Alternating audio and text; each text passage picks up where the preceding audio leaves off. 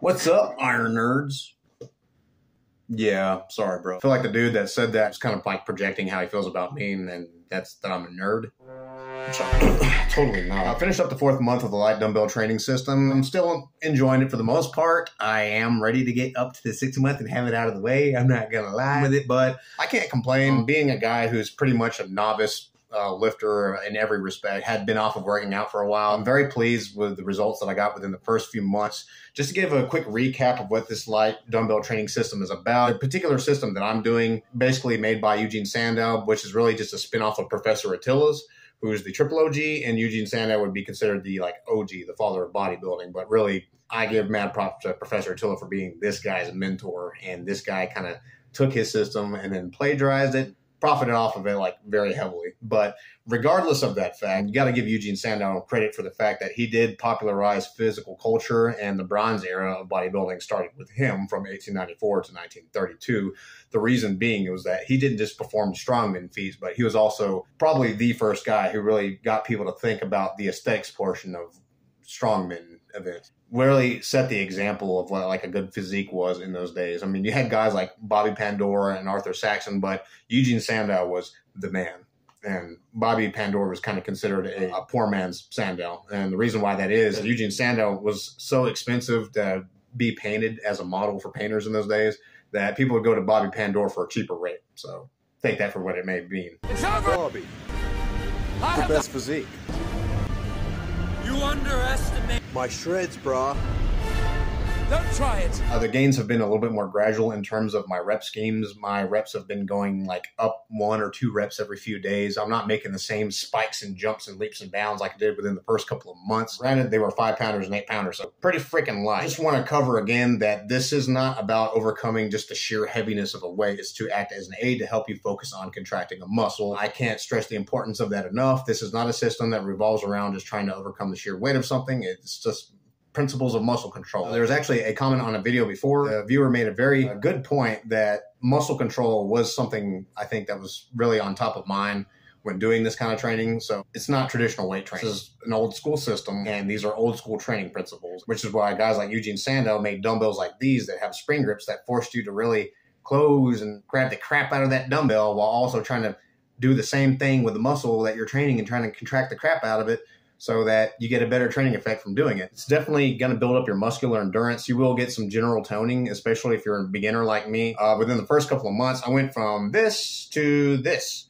And you can see a very slight difference there, but I did get broader. And my wife had said that I had put on mass in my chest, a little bit in my arms, but absolutely in the chest. I think that part of the reason why that is because I'm already kind of a heavy guy anyway. I've been maintaining around 235 pounds. I think I was maybe a little over 220 when I first started. I think part of the reason was I was eating a bunch of eggs and taking ashwagandha root and just eating a lot and totally in bulk mode, but now I'm maintaining around 235 pounds. This is weight-assisted total contraction hypertrophy, which there's a book upon that. I know some of you of the viewers have read it before and are familiar with Bolton's work. If you are looking for a piece of literature that will probably help you to get a better idea of what this kind of training is about, I would recommend that. Otherwise, just focus on visualizing what muscle you're using. In this case, if I'm doing a curl, agonist muscle would be the bicep, I'm trying to focus on contracting that. Just to give a quick recap of what's contained within the workout, here it is. I borrowed this from Golden Era Bookworm. Yeah, you got all these different series of curls along with flies and presses, and then you got these wrist circle movements, which were particularly unique, at least in my opinion, to this type of training. And the boxer dumbbell punch-outs are kind of old school. They're like a military training type deal. But just to give you a quick overview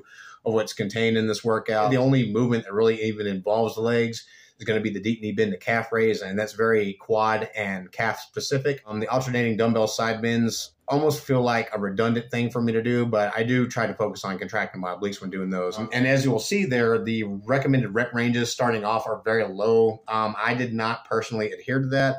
I tried to just push for as many reps as I could possibly do through each workout. I definitely didn't go by the recommended rep ranges of doing those. I think those are far too low, even for a complete total noob who has only lifted maybe a couple of pebbles in his entire life. I really feel like that's just underkill. It's so underwhelming. So I recommend just pushing yourself as far as you can initially. Be mindful of the biomechanics of whatever lift you're doing, especially with the simultaneous crucifix curls and alternating crucifix curls, just because there's a shoulder girdle involved. I think you could even stress your shoulder joints even with light dumbbells like these. So careful on that. But definitely push yourself to just go as far as you can with each exercise. In terms of the counting scheme, for example, for the bicep curl, that would be 1 rep. So I'm going 1, 1, 2, 2. I go all the way up to 50, and then I mark it down on my paper as 50 times 2, so 100 reps.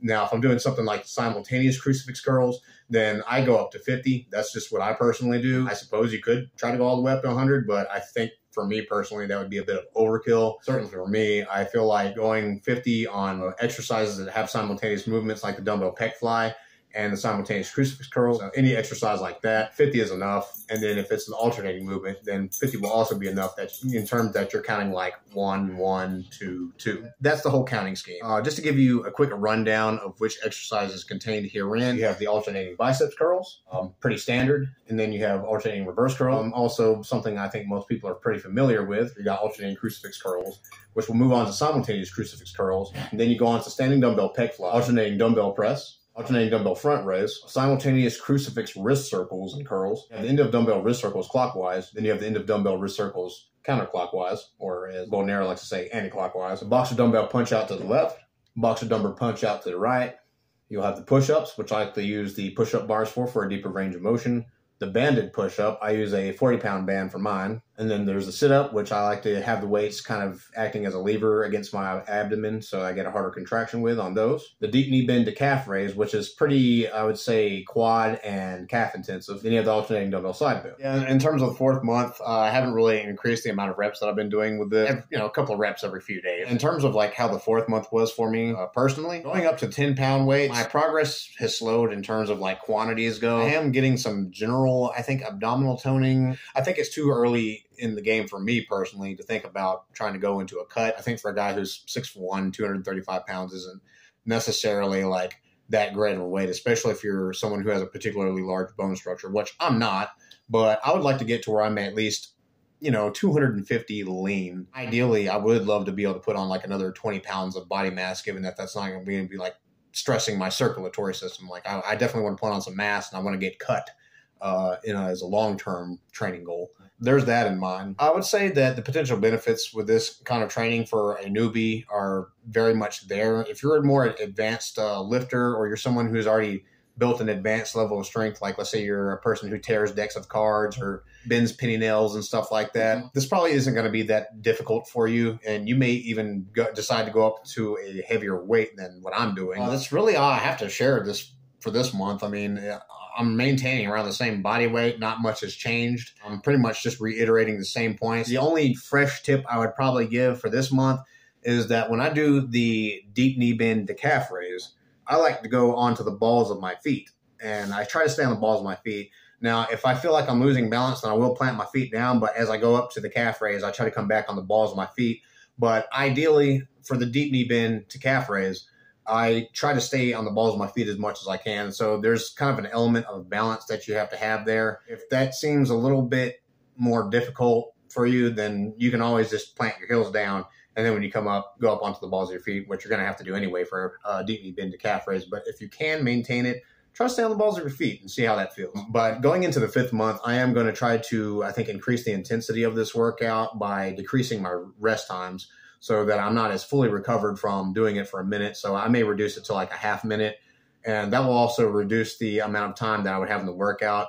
And hopefully that will, add a kind of a new challenge to it, and maybe it'll give me some better results. Really, that's all I have to share for this month. I wanted to make this as a quick one. Sorry it fell a little bit late, just with Christmas, my birthday, and everything else going on. Your boy turning 34, making his 34th revolution around the sun.